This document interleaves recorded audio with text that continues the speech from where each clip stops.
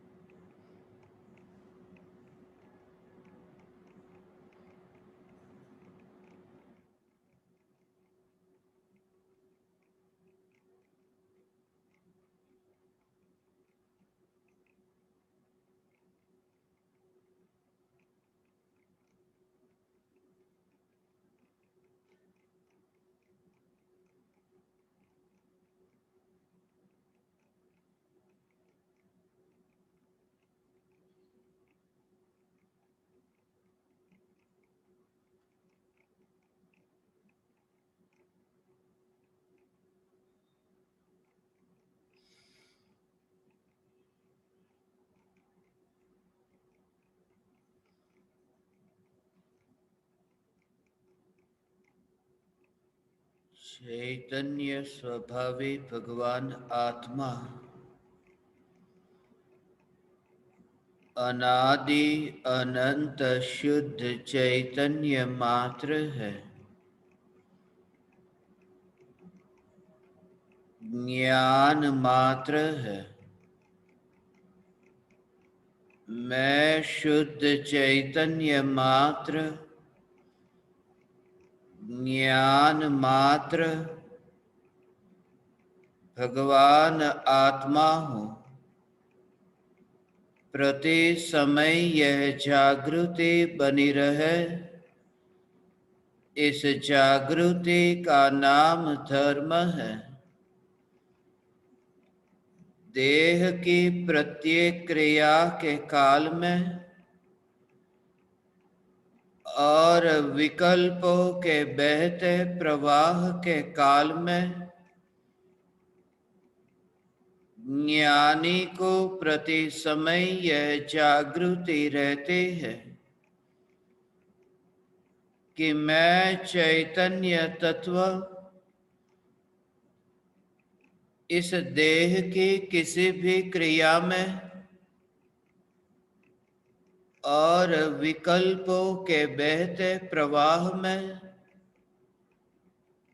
कहीं भी मिला नहीं हूँ। ऐसा शुद्ध चैतन्य तत्व मैं हूँ। प्रति समय स्वयं की शुद्ध चैतन्य सत्ता का बोध आत्म जागृति ही धर्म है। चैतन्य तत्व के स्व संवेदन प्रत्यक्ष निर्विकल्प अनुभूति होते ही देह होने पर भी देहातीत दशा प्रकट होती है। इतना ही नहीं, विकल्प होने पर भी विकल्पातीत दशा प्रकट होती है।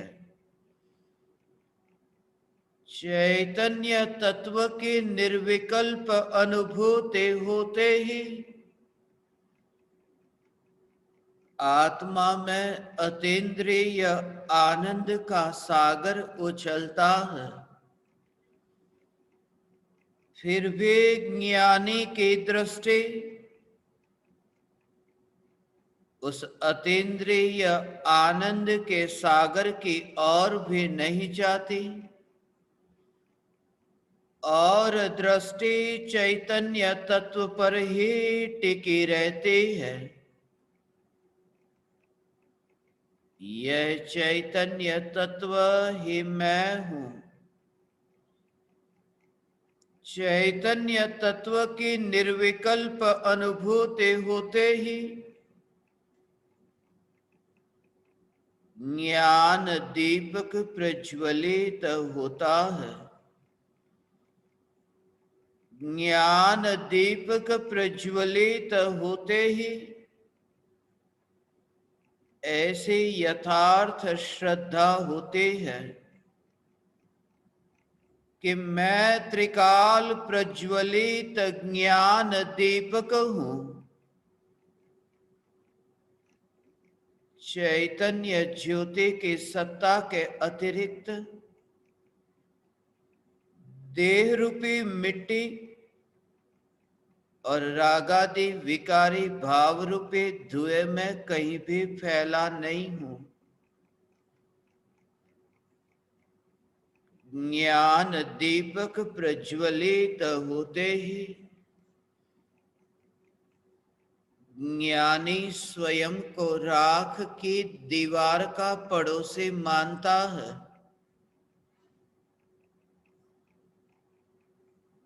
और मोक्ष मार्ग का मुसाफिर जानता है। ज्ञान दीपक प्रज्वलित होते ही न्यायक देव की यथार्थ भक्ति होती है, निर्विकल्प भक्ति होती है। निर्विकल्प भक्ति होती है, यही निश्चय भक्ति होती है। ज्ञान का दीपक प्रज्वलित होते ही भक्ति के भाव का धुआं, वह धुआं भी चैतन्य ज्योति में मिलता हुआ नहीं दिखता। भूतकाल में भी भक्ति के भाव तो उत्पन्न हुए थे, परंतु अनुभूति होने पर भक्ति के भाव को देखने वाली दृष्टि ही बदल जाती है। भक्त भगवान की भक्ति करता है। जिस समय भूतकाल में अनुभूति से पहले तुमने भगवान की भक्ति की थी, भक्ति का भाव जो आया, हाथ जोड़ने का भाव आया, नमस्कार करने का भाव आया, ये जो भक्ति का भाव आत्मा में उत्पन्न हुआ था, अनंत केवल ज्ञानियों के ज्ञान में प्रतिबिंबित हुआ था। अनंत केवलियों ने उस भक्ति के भाव को जाना तो था, मगर अनंत केवलियों ने भक्ति के भाव को भक्त होकर के नहीं जाना था। अनंत केवलियों ने भक्ति के भाव को भगवान होकर के जाना था। केवल ज्ञानी भक्त की भक्ति के भाव को जानते तो है, भगवान होकर जानते हैं। अनुभूति होते ही यही दृष्टि का पलटना हुआ। भूतकाल में भक्त मान करके भक्ति का भाव ज्ञान में झलकता था।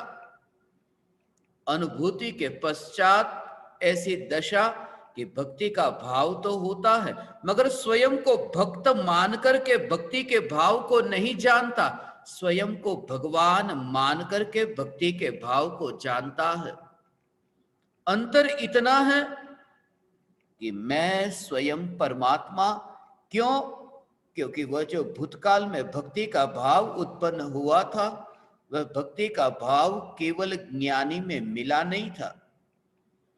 मुझे जो महावीर भगवान की भक्ति का भाव उत्पन्न हुआ, वह भाव महावीर भगवान के केवल ज्ञान में मिला नहीं है। महावीर भगवान के केवल ज्ञान में सिर्फ जानने में आया। यदि मिल जाता तो वे भगवान भगवान न रहते। सम्यक दर्शन होते ही यह श्रद्धा होती है कि यह राग का, यह भक्ति का भाव ज्ञान में जानने में आया, मिला नहीं। बस इसलिए मैं परमात्मा परमात्मा ही रहा, मैं रागी न हुआ। स्वयं को परमात्मा मान करके भक्ति के भाव को ज्ञेय मात्र जानता है। भक्ति के भाव को ज्ञेय मात्र जानता है, कर्तृत्व भाव नहीं रहता। इसलिए क्योंकि जागृति प्रकट हुई, इसलिए भूतकाल में जो चोर हो सकता था वह दानी हो जाता है। चोर और दानी में बहुत ज्यादा अंतर नहीं है। कोई चोर है तो कोई दानी है, मगर दोनों ही अवस्थाएं स्वप्न की अवस्था है। जो व्यक्ति चोरी करने जाता था वह मानता था मैं चोर हूं, और फिर जो व्यक्ति अब चोरी करना बंद कर अब दान देता है वह मानता है मैं दानी हूं। आत्मा की अनुभूति जिन्हें हुई वे स्वयं को चोर भी नहीं मानते और दानी भी नहीं मानते, वे स्वयं को चैतन्य मात्र शुद्धात्मा मानते हैं। और ये चोरी के भाव को और दान के भाव को ज्ञान का ज्ञेय जानते हैं और उन ज्ञेयों को ज्ञान में न मिला हुआ मानते हैं। सपना कैसा भी हो, सपना सदा सपना है, फिर वह चोरी करने का सपना हो या दान देने का सपना हो। अनुभूति होते ही यह जागृति प्रकट होती है कि यह भक्ति के भाव का मैं करता नहीं रहा, भक्ति के भाव का मैं करता नहीं। इसलिए ज्ञानी ध्यान की धधकती अग्नि में भक्ति के भाव को जलाता नहीं, राग के भाव को जलाता नहीं। यह जो तुमने सुना हो कि ध्यान की अग्नि में विकार जल जाता है, ज्ञान की ज्योति जो प्रकट होती है कि अज्ञान रहता ही नहीं, राग द्वेष रहते ही नहीं। ज्ञान का बल ऐसा है कि राग द्वेष के भाव नष्ट हो जाते हैं। यह ज्ञान का बल है कि राग द्वेष के भाव को नष्ट कर देता है। इसलिए तो ज्ञानी पूर्ण वितरागी होते हैं। यह भी कहने की बात है। जब तुम्हें अनुभूति होगी, इस सत्य को तुम जानोगे कि ज्ञानी है वह भक्ति के भाव को नाश भी नहीं करता। भक्ति के भाव का जलाना ये ज्ञान का कार्य नहीं है, इसलिए क्योंकि ज्ञान अकर्ता है। जो ज्ञान भक्ति के भाव को उत्पन्न नहीं करता, फिर वह ज्ञान भक्ति के भाव को नष्ट कैसे करेगा?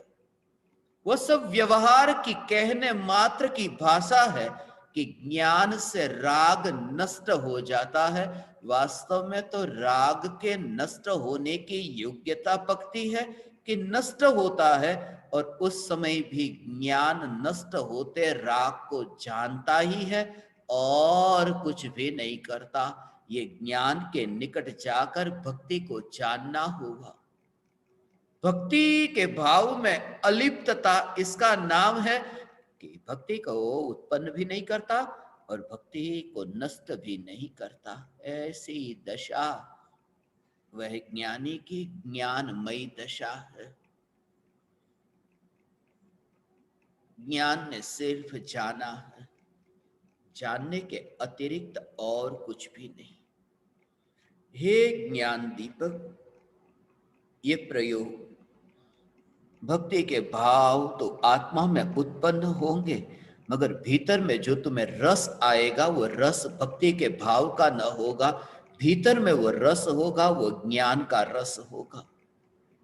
भक्ति का भाव जो ज्ञान में जानने में तो तुम्हें आएगा, मगर जानते समय उस ज्ञान की रचना में ज्ञान का अनुभव कर तुम ज्ञान के ही रस को पियोगे, भक्ति के नहीं। तुम्हारी स्पर्शना उस ज्ञान के साथ ही रहेगी, भक्ति के साथ न होगी। यह नहीं कहता कि भक्ति का भाव नहीं आएगा, भक्ति का भाव आएगा। भक्ति का भाव तो आता है, मगर वह क्रिया बाहर की क्रिया रह जाती है और भेद विज्ञान ऐसा रहता है। मैंने गुरु के चरणों में मस्तक झुकाया है। गुरु के चरणों में मस्तक ही नहीं झुकाया, गुरु के चरण को भी मैंने चूमा है। गुरु के चरण की रज को चाटा है, ये सत्य कहता हूं। वह भी एक दीवानापन था। गुरु के चरणों में बैठता था, गुरु के चरणों को चाटता था, मगर वो धूल जो मेरी जीभ को छूती है, वो धूल का रस नहीं चखता, वह ज्ञान का रस चखता। धूल तो जीभ तक ही रहती है और भीतर में न धूल आती है न जीभ आती है। भीतर में तो भक्ति का भाव भी ज्ञेय मात्र रहता है, और यह भी विकल्प के काल में पता ही नहीं चलता उस समय की ज्ञान में कब लीन हो गया। और ये कहूं कि भक्ति का भाव जब आत्मा में उत्पन्न हो, ज्ञानी हुए तो ज्ञानी होते ही भक्ति का भाव उत्पन्न होगा। ज्ञान तुम्हें प्रकट हुआ है ना, जब तुम्हारे भीतर में आत्मज्ञान प्रकट होगा तो भक्ति का भाव उत्पन्न होगा। आत्मज्ञान से भक्ति का भाव उत्पन्न होता है, इस मान्यता को मिथ्यात्व मानना। आत्मज्ञान होते ही भक्ति का भाव आता है गुरु के प्रति। अहो अहो श्री सद्गुरु, ये आत्मज्ञान होने के कारण भक्ति का भाव नहीं आता, क्योंकि आत्मज्ञान प्रकट होने का अर्थ वितरागता है। आत्मज्ञान राग पैदा नहीं करता, ज्ञान राग को उत्पन्न नहीं करता। वह होगा कोई पूर्व का कचरा पड़ा था जिससे वह भक्ति का भाव आता है। आत्मज्ञान से तो ज्ञान ही होता है, भक्ति नहीं आती। इसलिए भक्ति के भाव में अकर्तापना रहता है। ये भक्ति के भाव में अकर्तापना, भक्ति का भाव तो होता है, मगर मैंने आत्मा को जाना तो फिर महिमा नहीं आएगी गुरु की। एक बात याद रहे, आत्मा को जानने का परिणाम यही है, आत्मा की महिमा आना। और जितनी भी गुरु की महिमा आना, ये आत्मा को जानने का परिणाम नहीं, ये कर्म के उदय का परिणाम है। और ये भेद विज्ञान ज्ञानी को सदा काल बना रहता है, वरना उन भावों से छुटकारा होगा नहीं। क्योंकि आत्मज्ञान का परिणाम यदि जानो कि आत्मज्ञान से ये भक्ति का भाव आता ही आता है। मैं क्या करूं, मैंने आत्मा को जाना, जिन गुरुओं से मैंने आत्मा को जाना, तो फिर गुरु के प्रति राग का भाव न आए तो क्या हो। आत्मा को जो जानता है वो राग गुरु के प्रति आएगा, ये बात झूठी है। वरना अनंत सिद्धों ने आत्मा को जाना है, राग का भाव होना चाहिए। आत्मा को जानना ये राग की उत्पत्ति का कारण नहीं है, राग की उत्पत्ति का कारण है जब नहीं जाना था तब भी जो कचरा पड़ा था वह कचरा अब भी पड़ा है। वो भाव नया नहीं आया, वो कचरा तो पहले भी था, वो कचरा अभी भी है। यह आत्मज्ञान ने पैदा नहीं किया। राग का भाव तो अज्ञानी को भी था और आत्मज्ञानी को भी है। आत्मज्ञान ने नया भाव नहीं लाया, आत्मज्ञान से तो दृष्टि खुल गई कि उन भावों का अकर्तापन ऐसा न्यायक व अनुभव में आया है। राग के भाव ज्ञानी को आते हैं, इसलिए भक्ति के भाव नए नहीं है। भक्ति के भाव तो अनादि काल के हैं। ये राग का भाव ये अनादि का है, ये आत्मज्ञान होते ही प्रकट नहीं होता। ये व्यवहार की कहने की भाषा ऐसी है। हे ज्ञान दीपक, ये व्यवहार की भाषा, इस भाषा का तुम निश्चय में ऐसे श्रद्धा में मत मानना कि जितना जितना तुम्हारे भीतर में ये न्यायक देव के प्रति अहोभाव आएगा उतना गुरु के प्रति राग बढ़ेगा। नहीं, जितना जितना आत्मज्ञान से अंतर में डुबकी लगने लगी और अंतर में तुम स्थिर रहने लगे कि गुरु के प्रति भक्ति का भाव जो है वो कम होता जाएगा, वो राग भी कम होता जाएगा। क्योंकि अंतर में डुबकी लगे तो राग बढ़े या वितरागता बढ़े, और ये भक्ति का भाव तो राग है। इसलिए आत्मज्ञान की ये निशानी चैतन्य, चैतन्य तत्व की निर्विकल्प अनुभूति के बल से ये भक्ति के भाव को न्यारा जानता है। सिकुड़ करके नहीं रहता। वहां पर भी उसने जाना कि यही पर बंधन है। त्रिकाल विराट ज्ञायक देव की अनुभूति। मां के गर्भ में सिकुड़ करके रहा था, वो वेदना तुमने सुनी होगी, पढ़ी होगी। जननी उदर वस्यो नवमास, अंग सकुच ते पायो त्रास। निकसत जे दुख पाए को, तिन को कहत न आवे और। सिकुड़ करके रहा, सिकुड़ा हुआ, कितना दुख होता है। सिकुड़ करके रहे, कितना बंधन में रहे। थोड़ा हाथ पैर फैला सकता है। जो थोड़ा हाथ पैर फैला सकता है, उसका मां के गर्भ में सिकुड़ कर रहना, ये कोई इतना बड़ा दुख नहीं, ये कोई इतनी बड़ी वेदना नहीं। वेदना का तुम्हें पता है, सिकुड़ करके रहना। जो ज्ञान इतना फैल सकता है कि लोकालोक को जाने, वह ज्ञान सिकुड़ा हुआ है कि एक भक्ति को जानता है। ये सिकुड़ा हुआ ज्ञान है। ज्ञानी ये वेदना जानते हैं, कब ये ध्यान हटे, ये भक्ति के भाव से भी। भक्ति के भाव, जो लोकालोक को जानने का सामर्थ्यवान, ऐसा ये चैतन्य परमात्मा, ये भक्ति का ज्ञाता, भक्ति का ज्ञाता, ये ज्ञानी की महिमा नहीं, ज्ञान का स्वरूप पहचान कि भक्ति की महिमा, महिमा न रही।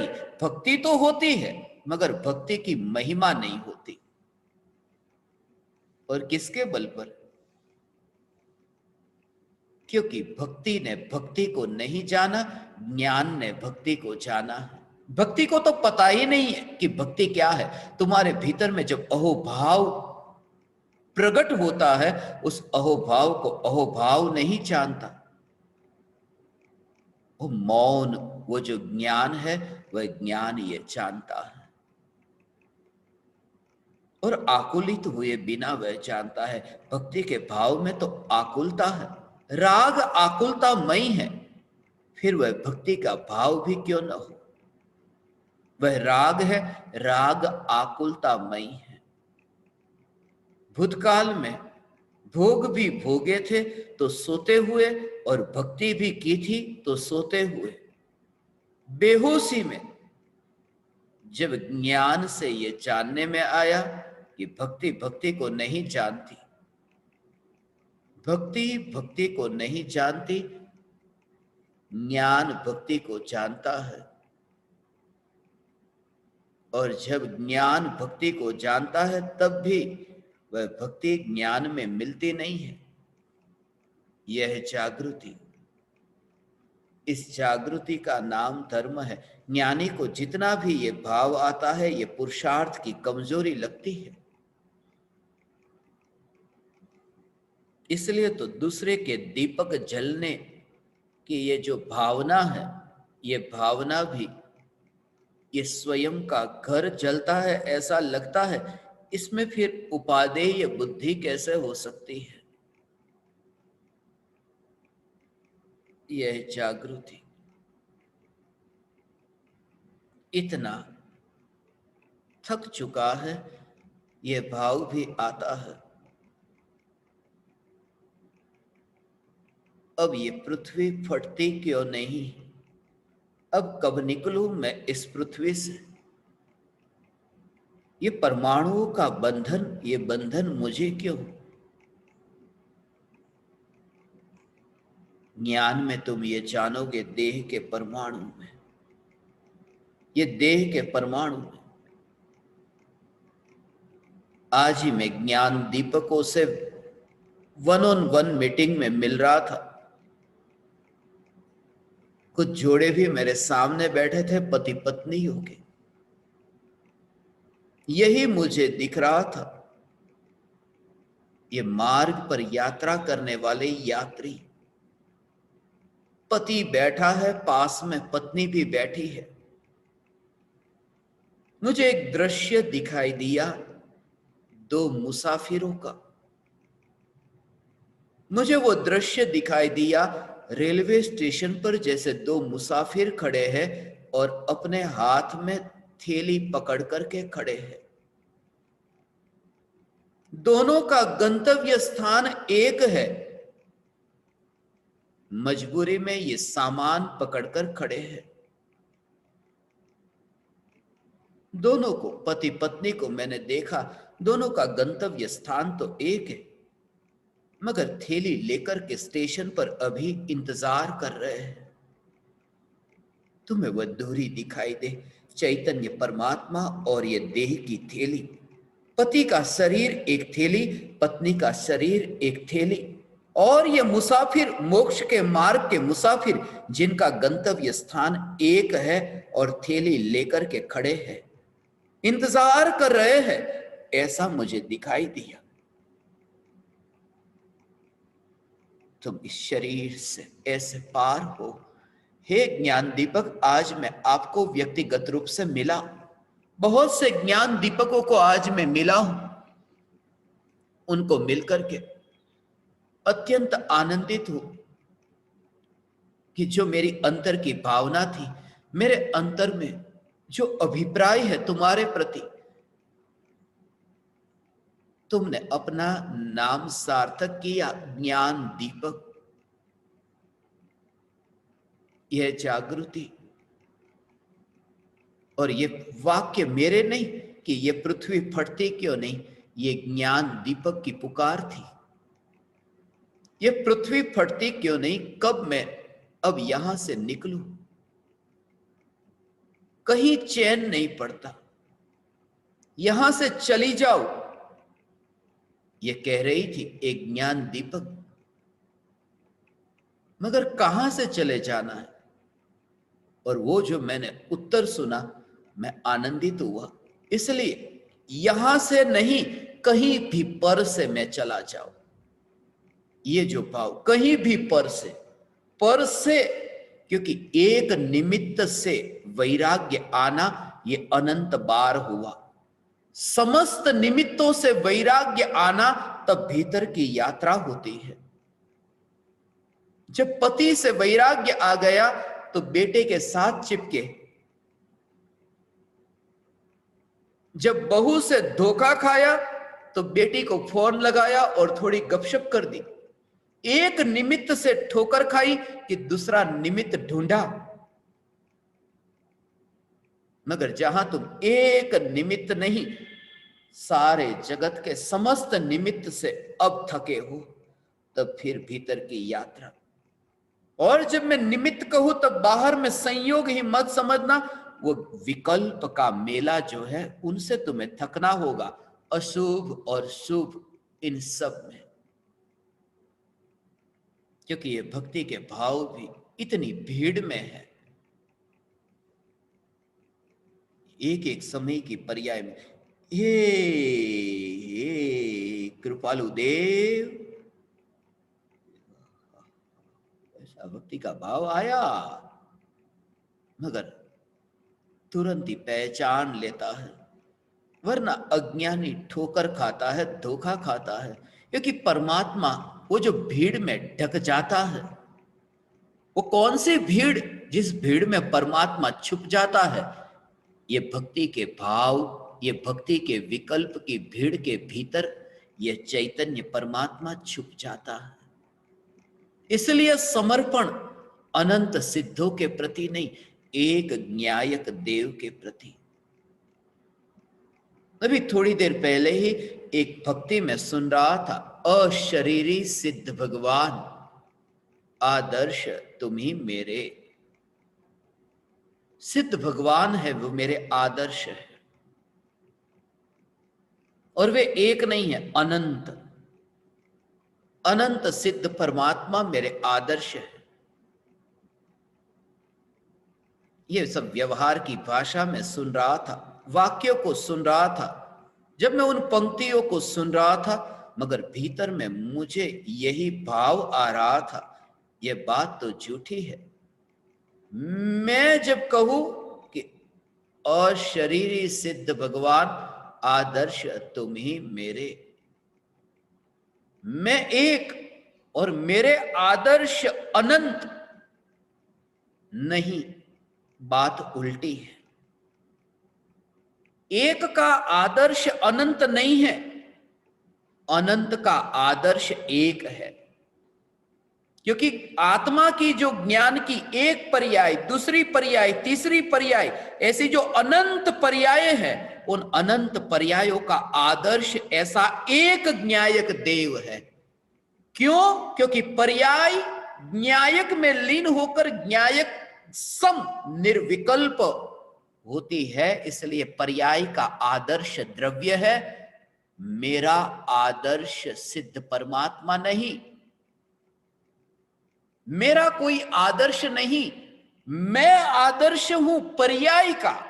वहां से तुम्हारा झोर आए, उसे कहते द्रव्य की स्पर्शना।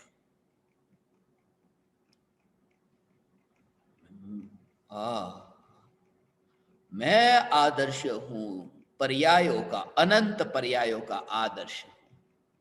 वो भक्ति हुई, एक एक समय की पर्याय न्यायक में ढले, ये भक्ति हुई। क्यों? क्योंकि भक्ति जो है वो भक्ति विकल्प से भक्ति, ये भक्ति है ही नहीं। विकार से भक्ति होती है, कीचड़ लेकर के किसी की भक्ति होती है, कीचड़ से भक्ति नहीं होती। इसलिए सच्ची भक्ति तो तब जब निर्विकल्प हुआ, कि जहां विकल्प का कीचड़ न रहा, वो निर्विकल्प ध्यान की दशा है। निर्विकल्प अनुभूति के काल में ज्ञानी ने उस भक्ति के स्वरूप को पहचाना है। निर्विकल्प कहता हूं, निर्विकल्प। सुना है ना तुमने भक्ति के बारे में?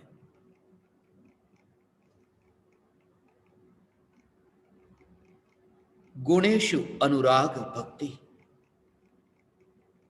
गुणों में अनुराग करना ये भक्ति है। गुणों में अनुराग,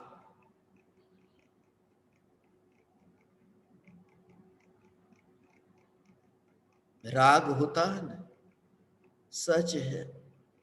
गुणों में अनुराग ये भक्ति, ये सब बाहर की। और जब मैं बाहर कहूं तब महावीर भगवान के गुण की बात नहीं करता, आदिनाथ भगवान के गुण की बात नहीं करता, कि उनके जो सद्गुण है उनके प्रति अनुराग। गुणों में अनुराग ये भक्ति, मगर ये व्यवहार की बात है। पर्याय नहीं कहा, वहां तो पर्याय है वितरागता। वितरागता को नमस्कार करते हैं, गुणों को नहीं, क्योंकि गुण तो सभी में समान है। पर्याय कहना चाहिए कि पर्याय में अनुराग भक्ति है, वितरागता की पर्याय में अनुराग ये भक्ति है। मगर कहा गुणेषु अनुराग भक्ति। मेरी जहां तक समझ है, मैं इसे ऐसे समझता हूं कि गुणों में अनुराग भक्ति है, जिसे व्यवहार भक्ति कहा। जब निर्विकल्प अनुभूति होती है ना, 4 बजे निर्विकल्प अनुभूति हुई, तो 4 बजे से पहले आत्मा के अनंत गुणों का जो भेद रूप विकल्प होता था, तत्व विचार होता है ना, तो गुण भेद से जो तत्व विचार होता है, तो वो गुण जो आत्मा के हैं, वो गुणों के भेद में अभी रुचि रह गई, द्रव्य की रुचि नहीं हुई। आत्मा के ही अनंत गुणों के भेद में रुचि रह जाना ये भक्ति है, मगर ये व्यवहार है। निश्चय तो वहां कि जहां द्रव्य में स्थिरता हो, द्रव्य में अनुराग नहीं कहता, क्योंकि द्रव्य में जब स्थिरता होती तब तो वितरागता होती है, राग कहां होता है? गुणों के भेद के लक्ष्य से राग होता है, अभेद के लक्ष्य से राग नहीं, वितरागता होती है। ये निज परमात्मा की भक्ति, हाँ, अनुभूति होते ही ये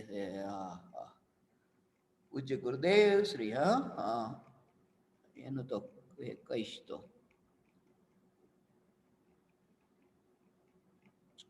पूज्य गुरुदेव श्री कांजी स्वामी ये कहते थे, मस्तक झुकाता है न, माथु झुकावे जे એ માથું જે ઝુકાવે, માથું ઝુકાવવાની હવે જરૂર કેમ કે માથું ઝૂકી જાય છે. આ માથું, આ મસ્તક જે છે એ મસ્તક પરમાત્માના ચરણોમાં, ગુરુના ચરણોમાં ઝૂકી જાય છે. એ જ્ઞાનનું સ્વરૂપ સમજ્યો એવો જે ચૈતન્ય પરમાત્માને સમજતો એવો જે જ્ઞાની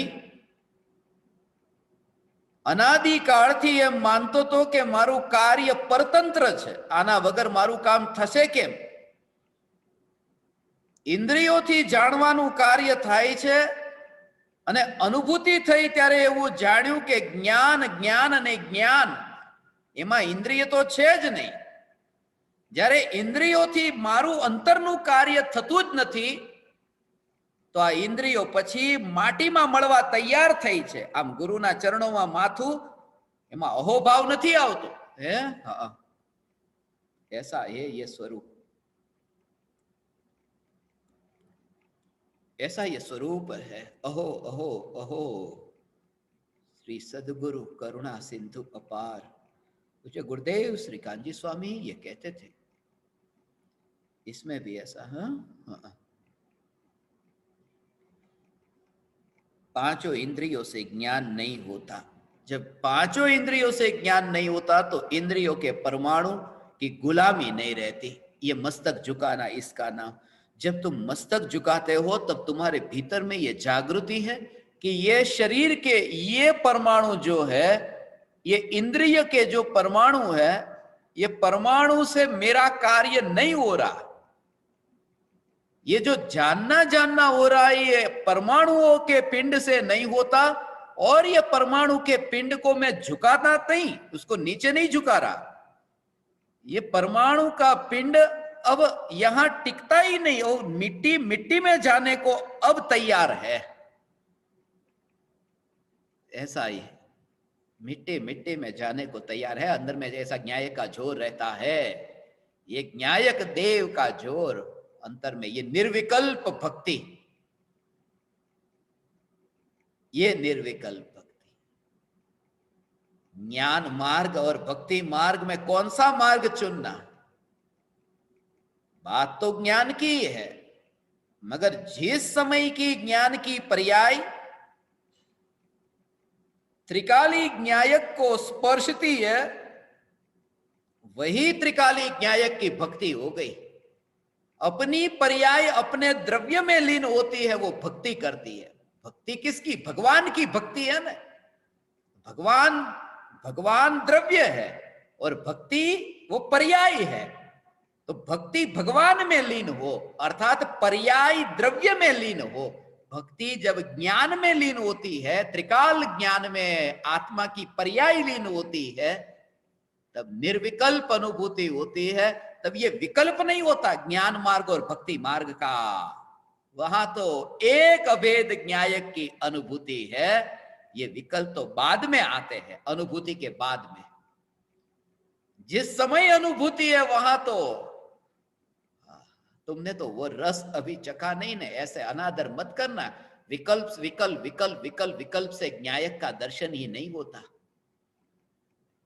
ये तत्व विचार, ये जो विकल्पात्मक होता है, वो विकल्पात्मक तत्व विचार पर हथौड़ा पड़ता है और उदासीन होकर के रहता है उसमें. ऐसा ये चैतन्य स्वरूप, मैं चैतन्य परमात्मा विकल्प में कहीं नहीं. और विकल्प सहित ये जो भक्ति भाव, उसमें महिमा आती है ना विकल्प की. आज तो ऐसा भक्ति का भाव आया, इतने नाचे कूदे. ये तो देह की क्रिया, मगर नाचे नहीं. हम तो बस भाव से भक्ति करते हैं. नाच गान ये ठीक नहीं, चलो भाव से भक्ति करते. मगर वो भाव की तो महिमा आई ना. विकल्प सहित जितनी भी भक्ति है वो भक्ति भक्ति नहीं, क्योंकि उसका ठिकाना नहीं है. वो विकल्प अनुभूति से पहले ये जो विकल्प है ना, कि वो विकल्प का ठिकाना नहीं है. थोड़ी देर पहले कैसे विकल्प थे और बाद में कैसे विकल्प पलट गए, तो विकल्प का ठिकाना नहीं है. और जिस विकल्प का ये ठिकाना नहीं है, वो सच्ची भक्ति कैसे हो सकती है जो मरता है पल पल में।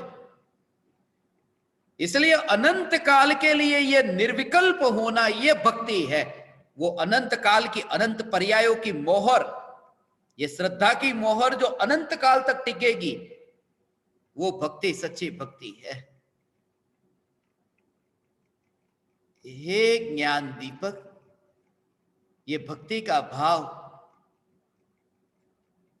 तुम्हें आए, मगर भक्ति के भाव के आते वहां जाना मत। अब रात हो गई, अब चलो अपने घर जाते हैं। ऐसा लगता है तुम्हें उस समय, ये तो रात्रि का काल है, चलो अपने घर लौटते हैं। वरना पशु में से भी गए हो, जानवर में से भी गए। जानवर भी रात होती है ना तो अपने घर वापिस आ जाते हैं। ये अंधेरा हो रहा है, चलो अपने घर पर, वहां ठहरेंगे नहीं।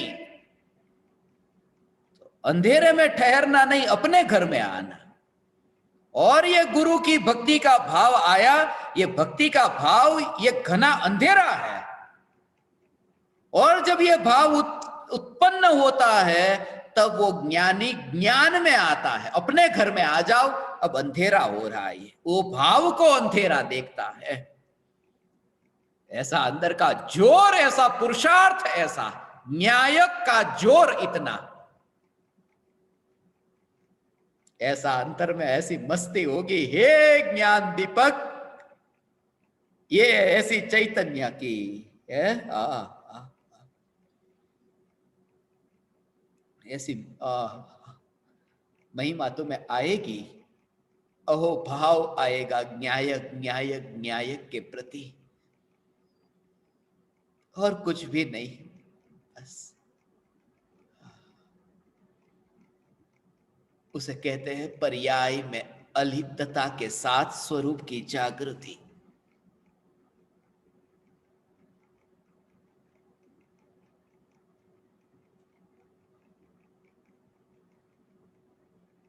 वहां फिर सब शास्त्रों को जाना था। जिसे तुम ज्ञान मार्ग समझते थे वह तो ज्ञान मार्ग रहा ही नहीं। ज्ञान मार्ग तो ज्ञान की जानने वाली ये जो पर्याय है, ये पर्याय है। यात्रा करती है ना, ज्ञान में प्रतिबिंबित होती है। ऐसी ज्ञान में प्रतिबिंबित होने वाली ऐसी ये स्वतंत्र यात्रा, अपने अपने में दोनों रहते हैं। ऐसी दूरी दिखे,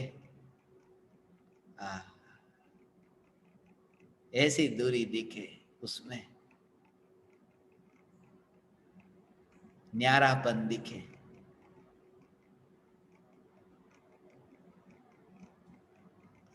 ऐसा न्यारापन मुझे एक अमेरिका की घटना स्मरण में आई। पूज्य गुरुदेव श्री कांजी स्वामी स्मरण में आए। एक शॉपिंग मॉल में मैं था। इतना सजा सजाया हुआ वह मॉल,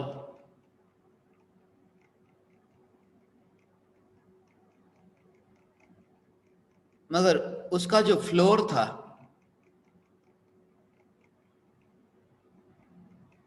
वहां भी दर्पण था। दर्पण जमीन पर दर्पण था, और मेरा जूता उस दर्पण को छू रहा था। और उस समय मुझे पूज्य गुरुदेव श्री कांजी स्वामी स्मरण में आए। मेरे साथ जो ज्ञान दीपक थे उनको मैंने तब कहा था कि पूज्य गुरुदेव श्री कांजी स्वामी ये पुकारते थे कि तीर्थंकर भगवान के चरण जमीन को स्पर्श नहीं करते, ऐसे ही मेरे चरण भी जमीन को स्पर्श नहीं करते। चरण चरण में है और जमीन जमीन में है, वहां तो नीचे वो दर्पण था, जमीन पर दर्पण। परदेश में तुमने ऐसे देखा हो, अब तो भारत देश में भी ऐसे ऐसे बड़े बड़े मॉल में ऐसा देखते हो कि जमीन पर इतनी चमकती हुई कि जहां पर प्रतिबिंब पड़ता है, और जूते तुम्हारा शरीर उसमें प्रतिबिंबित होता है जमीन में। उस समय ये विचार आया कि जो शरीर के ये परमाणु, ये जूते, ये दर्पण में प्रतिबिंबित होते हैं मगर दर्पण को छूते नहीं है। ये दोनों में भेद देखना, कितने नजदीक ऐसे लगते हैं मगर भेद देखना। और हमें पता है कि ये अलग है और ये अलग है, ये दोनों में भेद पता है। मैं ये कहता हूं कि जूता दर्पण को छूता है मगर छूता नहीं है। मैं ये कहता हूं भक्ति का भाव ज्ञान में प्रतिबिंबित होता है तब छूता हुआ दिखता है। भक्ति को मैं जूते की तुलना देता हूं कि चरण छूते ही नहीं है जमीन को, भक्ति ज्ञान को छूते ही नहीं है। मगर तुम्हें झटका लगे क्योंकि तुम्हारे लिए भक्ति का भाव अभी इतना उपादेय है ना, इसलिए जूते की तुलना में तुम्हें अभी झटका लगेगा, कीचड़ सुनने में अभी झटका लगेगा, मगर वह तब तक लगेगा जब तक तुमने उस अमृत को नहीं चखा, जब तक तुम्हारे में वह बीजारोपण ऐसे न हुआ। एक पर्याय में द्रव्य का दर्शन, एक बीज में, बीज तो एक होता है मगर वृक्ष को देखते हो कितना बड़ा वृक्ष फैलता है, कितने पत्ते, कितनी डाली, कितने फूल फल। बीज तो एक था। और वनस्पति शास्त्री तो यहां तक कहते हैं कि एक बीज में इतना सामर्थ्य है कि इस पृथ्वी में, सारी पृथ्वी में वे हरियाली फैला सकते हैं। एक बीज में ऐसा सामर्थ्य है। तुम्हें भीतर में एक समय की ज्ञान की पर्याय का सामर्थ्य नहीं पता, इसलिए भक्ति की महिमा आती है। इसलिए मैंने बहुत गुणगान गाए। पहले तुम्हें ऊंचे आसन पर बिठाया, अब कहता हूं अब नीचे आओ, असली ऊपर जाओ। मैंने मालपुर वासी को कहा ना, इनके जैसी भक्ति मैंने कहीं नहीं देखी। बहुत भक्ति का भाव है, मगर ऐसी भक्ति भूतकाल में कभी नहीं की होगी, ये पहली बार कर रहे हैं। सबने की, मैंने की, आपने की, हम सबने ऐसी भक्ति की। जब द्रव्यलिंगी मुनि हुआ तब परमात्मा के प्रति भक्ति का भाव वो नहीं आया होगा। यदि नहीं आया होता तो पुण्य कैसे बनता कि 9वें ग्रहवे तक जाए। मालपुर वासियों का ऐसा तो शुभ भाव नहीं कि 9वें ग्रहवे तक जाए। भक्ति का भाव तो पहले भी आया था। इसलिए हे ज्ञान दीपक,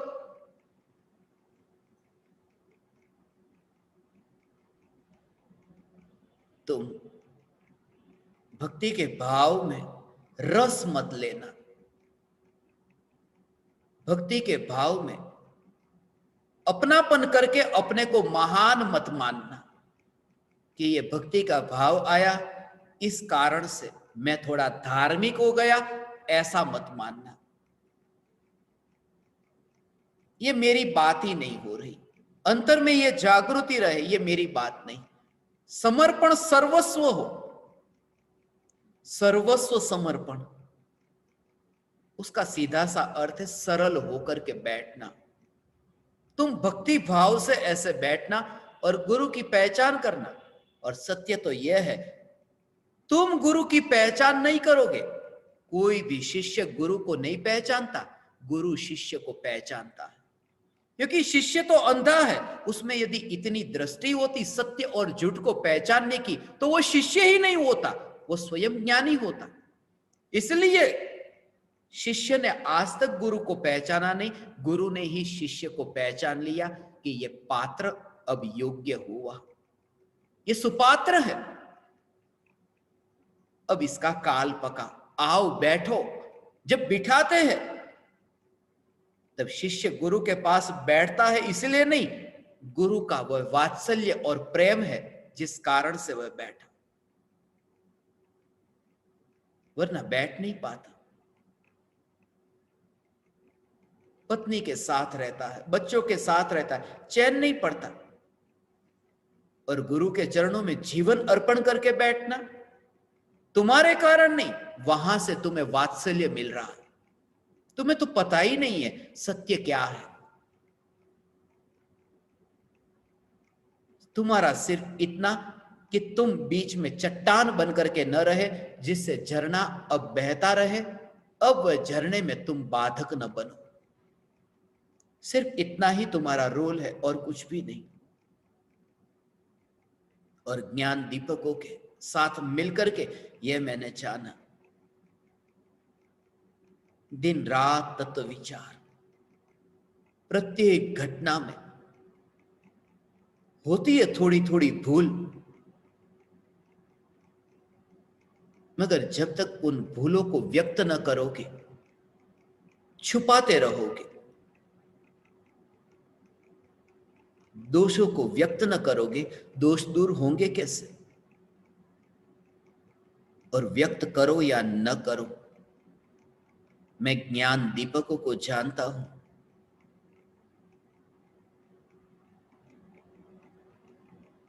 मैंने यहां पर थोड़े ज्ञान दीपक को कुछ दिन पहले ही कहा था, यहां चैतन्य तत्व विचार का सेशन चलता है,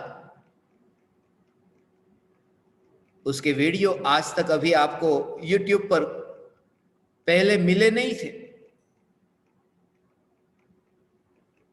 मगर कुछ ज्ञान दीपक ऐसा करते थे, एक मोबाइल से सुनकर दूसरे मोबाइल में रिकॉर्डिंग करते और फिर सुनते, मगर छूट न जाए, ये सुनना है बार बार, कैसे भी करके। ये वाणी, ये मैंने चाबी बता दी आपको, एक मोबाइल में सुनकर दूसरे मोबाइल में रिकॉर्डिंग करने की, मगर वो भी तुम मत करना। वैसे भी अब सब रिकॉर्डिंग तुम्हारे पास में आने वाला है। तुम सरल होना, यदि करते हो तो भी बता देना, माया मत करना, वरना वो माया बहुत खतरनाक होगी। तुम सच्चे होकर के सामने बैठना, हितकारी है ये, मगर हितकारी में भी सरलता तुम्हारे भीतर कितनी है। और मुझे तो यहां पता चलता है, मुझे पता चलता है, इसलिए आज मैं एक ज्ञान दीपक से मिला, मैंने ही कह दिया। कितने रिकॉर्डिंग की? बोले आपको कैसे पता? यहां मेरे को पता चलता है।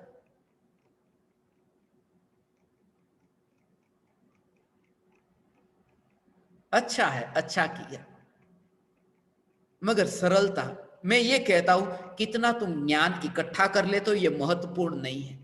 जब तुम सत्संग में बैठे हो, इतने लंबे काल तक बैठे हो, सरलता कितनी, सच्चाई कितनी आई। सच्चे होकर के एक जगह तो बैठो। दुनिया में खाता वही जो लिखते हो, उसमें तो इतना झूठ झूठ और झूठ के अलावा कुछ भी नहीं। कम से कम साधना का रिपोर्ट लिखो, वह तो सच्चा लिखो। कि सब जगह राइट राइट राइट, ऐसे ज्ञान दीपक मिले जिन्होंने राइट राइट राइट सब राइट, और मुझे पता है ये बिल्कुल रॉन्ग है। और जब मैंने पूछा कि 12 से 4 में आपने राइट टिक किया, मगर 12 से 4 तो मेरे साथ में ही बैठे थे और बातें कर रहे थे। बोले भावों से भीतर चल रहा था। तो फिर नित्य क्रम की तुम्हें अब जरूरत न रही, मगर सच बता दिया कि अरे ये राइट में रॉन्ग लिखेंगे, सब राइट लिखा है, एक दिन का रॉन्ग लिखेंगे तो पूरा चार्ट बिगड़ जाएगा, इसलिए राइट कर दिया। ये बेईमानी हुई, इससे पाना ना हुआ। इसलिए मैं चाहता हूं एक जगह तुम सरल होकर के बैठो। इसी को मैं सत्संग कहता हूं। जो भी भाव आते हैं उन भावों को मैं व्यक्त करता हूं। और मैंने वह जगह चुन ली है। उन्हें मैं ज्ञान दीपक कहता हूं। जो भाव मुझे आते हैं वो भाव मैं व्यक्त करता हूं। हे ज्ञान दीपक, तुम्हारी भक्ति निर्दोष हो।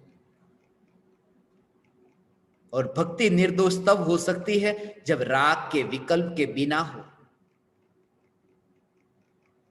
उसका नाम निर्दोष, क्योंकि राग दोष है और वितरागता निर्दोष है। विकल्प दोष है, निर्विकल्प होना निर्दोष है। निर्विकल्प होकर के भक्ति, निर्विकल्प होकर के ज्ञान को उपलब्ध होता है। यही तो अंतर है कि गुरु के पास शिष्य जाता है, ज्ञान पाता नहीं है, ज्ञान को तो खोता है। लेकर के गया था, यही तो अंतर है शिक्षक और सदगुरु में। शिक्षक ज्ञान देता है और सदगुरु ज्ञान ले लेता है। शिक्षक तुम्हारी स्लेट पर लिखता है और सदगुरु जो तुम लिख करके पहले से ही आए हो उसे पहुंचता है।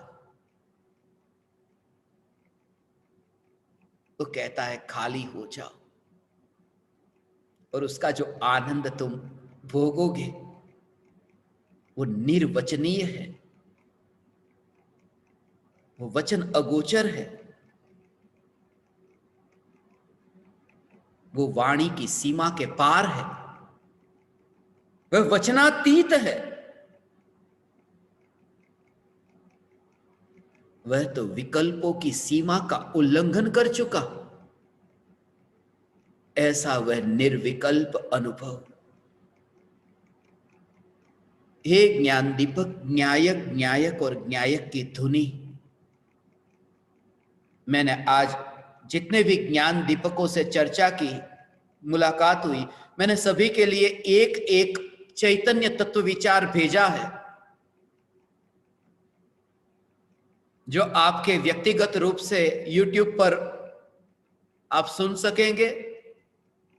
सभी के लिए जो चैतन्य तत्व विचार का वीडियो भेजा है उसका ड्यूरेशन अलग अलग होगा। किसी का 1 घंटा होगा तो किसी का 45 मिनट होगा। आपको दिन में 4 बार जो 15 मिनट के लिए सुनते हैं, तो उस वीडियो में से आपको कोई भी पार्ट 15 मिनट का सुनना है। पूरा नहीं सुनेंगे तो भी चलेगा, मगर 15 मिनट के लिए आपको उसमें से सुन सकते हैं।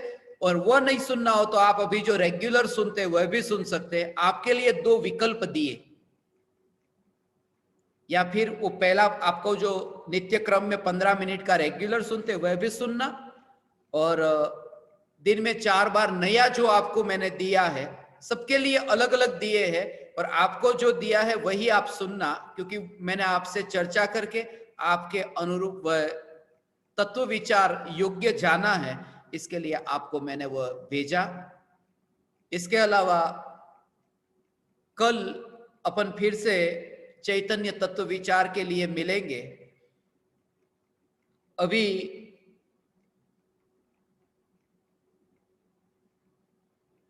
कल सुबह मिलेंगे चैतन्य तत्व विचार के लिए भारत के समय अनुसार 8:53 पर कल मिलेंगे। सुबह 8:53 को चैतन्य तत्व विचार के लिए मिलेंगे, तो आप उस प्रकार से तैयारी करना। ये भी बता देने का भाव इसलिए आया क्योंकि कुछ कुछ ज्ञान दीपक ऐसे है कि सुबह 6 बजे 15 मिनट का ध्यान कर लेते हैं और फिर कहते अरे हमें पहले पता था तो सुबह का नहीं करते, 8 बजे तो फिर दोबारा करना ही था। ऐसा मान करके सुबह का मत छोड़ना, सुबह का भी करना। मगर आपके कार्यक्रम के लिए, आपके लिए ये पहले से मुझे भाव आया है तो मैंने आपको बता दिया। जैसा मैंने कहा जो भाव आता है वो आपको बताता हूं, तो आप भी जैसे भाव आते हैं सच्चे बताना।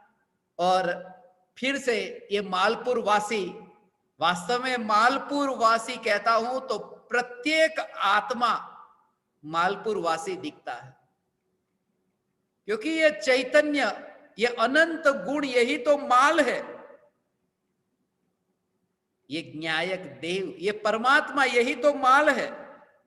और माल जहां रहता है, जिस नगर में माल रहता हो, वह मालपुर है। पुर माने नगर। तो देह रूपी नगर है, देह रूपी नगर में जो माल रहता है, ये ज्ञायक देव, ये ज्ञायक देव। माल और पुर के बीच में भेद विज्ञान, बस यही ज्ञान मार्ग और भक्ति मार्ग सुनने का, समझने का फल है। हे ज्ञान दीपक, आप समस्त परमात्माओं ने मुझे सत्संग करने का अवसर दिया। 3 दिन की शिविर के दौरान